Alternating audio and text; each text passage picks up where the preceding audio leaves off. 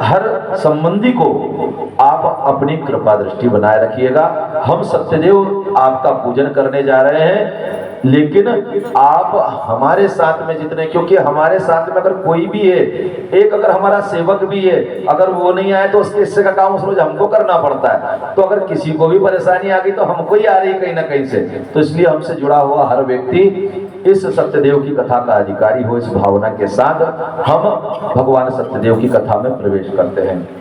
एक समय की बात है कि नेमिषारण्य तीर्थ में, नेमिषारण्य तीर्थ वो है, सभी लोग अक्षत पुष्प हाथ में लेंगे और ये पात्र में एक पात्र वहां पे रख देंगे, उसमें इकट्ठा करते चले जाएंगे। गुड़िया आप करेंगे, है ना। और उसके बाद में अक्षत और पुष्प सब लोगों के इकट्ठे करके एक पात्र में रखते चलेंगे। तो नेमिषारण्य क्षेत्र कौन सा है? नेमिषारण्य क्षेत्र वो है जहां पर भगवान ब्रह्मा जी ने, ऋषि जब बहुत कष्ट में हो गए, उनको ऐसा लगा कि अब कलयुग ज्यादा आ रहा है और कलयुग में हम साधु संत कहाँ रहेंगे, कहाँ अपने धर्म को बचा पाएंगे, कहाँ अपने भजन को बचा पाएंगे। और हमारे जीवन का जो उद्देश्य है, उनका नाम ही शौनक आदि ऋषि है, अर्थात उनके जीवन का लक्ष्य यह है कि भगवान का गुणगान सुनते रहे। तो उनके मन में विचार आया कि हम कहाँ रहेंगे इस धरती पर।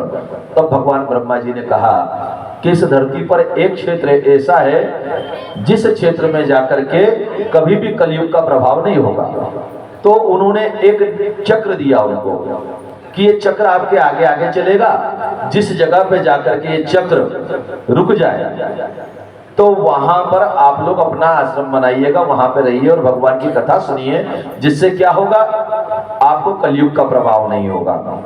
तो वो शौनक आदि ऋषि चले, वो क्षेत्र में पहुंच करके वो चक्र जो था रुका और उसका एक नेमी धरती को लग करके रुक गई।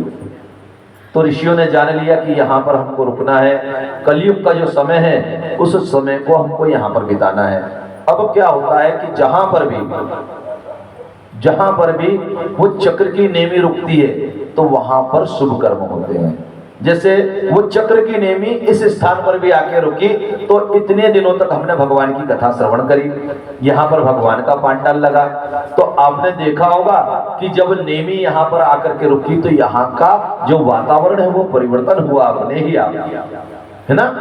तो यहाँ पर आप अगर जाने या ना जाने, वो शौनक आदि ऋषि जो हैं 88,000 ऋषि सूक्ष्म रूप से आते हैं और वो यहाँ पर आकर के कथा श्रवण करते हैं, क्योंकि उनका काम ही है भगवान की कथा सुनना। और जब तक उनको भगवान की कथा सुनने को नहीं मिलती उनको कुछ भी अच्छा नहीं लगता। तो नेमिषारण्य में उन ऋषि ने कथा श्रवण के लिए जो बैठे तो उन्होंने पूछा सूत जी महाराज से, सूत जी महाराज से पूछा कि महाराज आप बताइए कि इस कलिकाल में जब सब तीर्थ और सारे धर्म स्थल अपवित्र होते जाएंगे, तब कोई पूजन पाठ का फल नहीं मिलता, जप का फल नहीं मिलता, बहुत कुछ बारंबार यत्न करना पड़ते हैं तब जाकर के कुछ थोड़ा सा फल प्राप्त होता है। तो आप बताइए कि क्या कलयुग में कोई ऐसा साधन है कि जिसको किया जाए और जल्दी से फल प्राप्त हो जाए। तब सूत जी महाराज कहते हैं कि एक समय की बात है कि श्री नारद जी भगवान श्री हरि के धाम पहुंचे और नारद जी के पास एक बात यह है कि उनको कहीं पर भी जाने के लिए परमिशन नहीं लेना पड़ती, उनको भगवान का परमिशन हर जगह जाने आने के लिए मिला हुआ। क्यों? क्योंकि कोई काम होगा तभी तो नारद जी का जो कार्य है वो सारे संसार के लोगों के दुख और उसके उपाय भगवान से पूछने का है। तो जो कोई व्यक्ति कोई अच्छे कार्य करता है, सत्कर्म करता है, तो उसको अधिकार भी विशेष दिए जाते हैं। तो नारद जी को ये अधिकार है कि वो बिना रोक टोक के कहीं भी जा सकते हैं।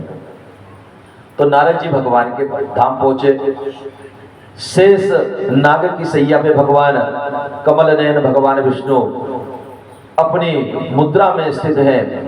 नारद जी महाराज जाकर के उनको नमस्कार करते हैं और कहते हैं कि हे भगवान, मैं आज आपकी शरण आया हूँ, आपके दर्शनों को करते ही मेरा मन निर्मल हो गया है। हे शंख चक्र गदा धारण करने वाले, हे शेषनाग की सैया पर सोने वाले, हे कमल नयन, हे पद्मनाभ, आपकी नाभि से ब्रह्मा जी प्रकट होते हैं और वो ब्रह्मा जी संसार की रचना करते हैं। लेकिन प्रभु मैं इस समय मृत्यु लोक से आ रहा हूँ, और जब मृत्यु लोक से मैं आ रहा हूँ तो मैंने देखा कि लोग जो हैं कर्म के अधीन होकर नाना प्रकार के दुखों को भोग रहे हैं।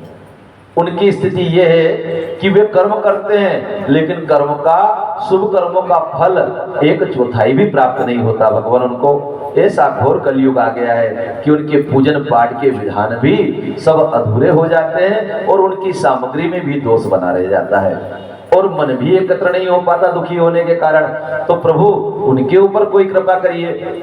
तब श्री सत्यदेव भगवान जो है नारायण रूप, वे कहते हैं कि हे नारद जी सुनिए, मैं आपको बताता हूं एक बहुत ही छोटा सा व्रत है। उस व्रत को जब भी करा जाए तो बहुत साधारण सी उसकी विधि है। जब भी उस व्रत को करना हो, कोई दिन उसके लिए तय नहीं है, कोई समय उसके लिए तय नहीं है, लेकिन यदि मानव चाहे तो शुभ दिन शुभ घड़ी स्वयं शोध ले, और ना भी अगर उसका मन हो तो किसी भी दिन संध्या काल के समय प्रदोष काल में भगवान का सत्यनारायण का व्रत करे। वो व्रत कैसे करते हैं नारद जी ने पूछा।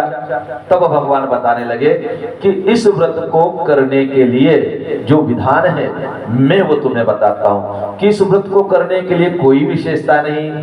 किसी भी दिन केले का प्रसाद, सवाया, साठी, चावल, आटा, रवा, इनसे बनाया हुआ सवाया प्रसाद, सवाया मात्रा में प्रसाद होना, तुलसी दल होना, जल होना, पुष्प पत्र आदि होना, पल्लव जिनको हम कहते हैं, दूध दही यदि मिल जाए तो ज्यादा उत्तम। इन सामग्रियों के साथ भगवान सत्यदेव का पूजन करें। इस पूजन को करने के लिए आप अपने घर में करें, लेकिन सब लोग सम्मिलित होकर के करें।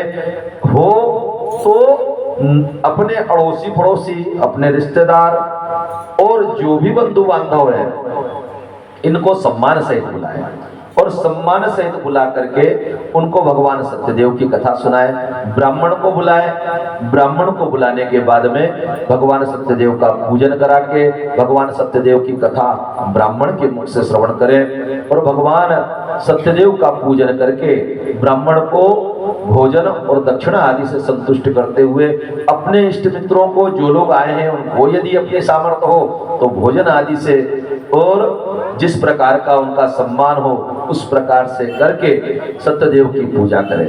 सत्यदेव की पूजा का विधान में यही है कि जब भी भगवान सत्यदेव की पूजा करें तो धूमधाम से करें, मन में भय लेकर ना करें, उत्साह के साथ भगवान सत्यदेव का पूजन करें। मन में जब पूर्ण भाव बने कि भगवान का पूजन करना है तब करें।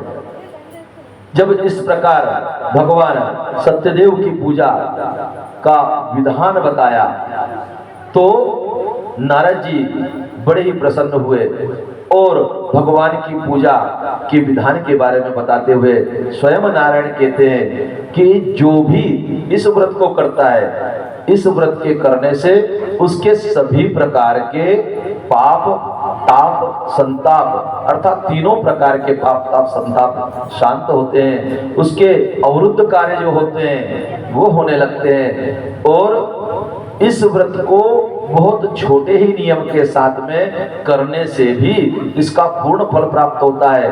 पूर्णमासी के दिन, चतुर्दशी के दिन, अष्टमी के दिन विशेष रूप से अगर कोई नहीं भी चाहे तो इस व्रत को पूर्णमासी के दिन माताएं अपने ही घर में कर सकती हैं। इस प्रकार से सत्यदेव की जो कथा की महिमा नारद जी को भगवान श्री हरि बताते हैं और ऐसा बताते हुए नारद जी अति प्रसन्न हो जाते हैं। इस प्रकार सत्यदेव कथा का प्रथम अध्याय संपूर्ण। कोई बालक ये घंटी लेकर के जाए और ये घंटी बजाए। बोलिए सत्यनारायण भगवान की।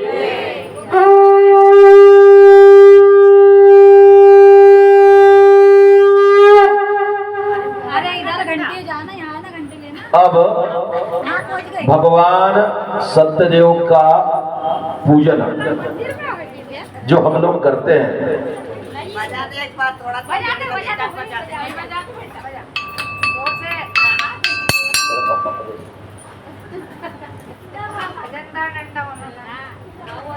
बोलिए सत्यनारायण भगवान की जय। इधर आओ बेटा।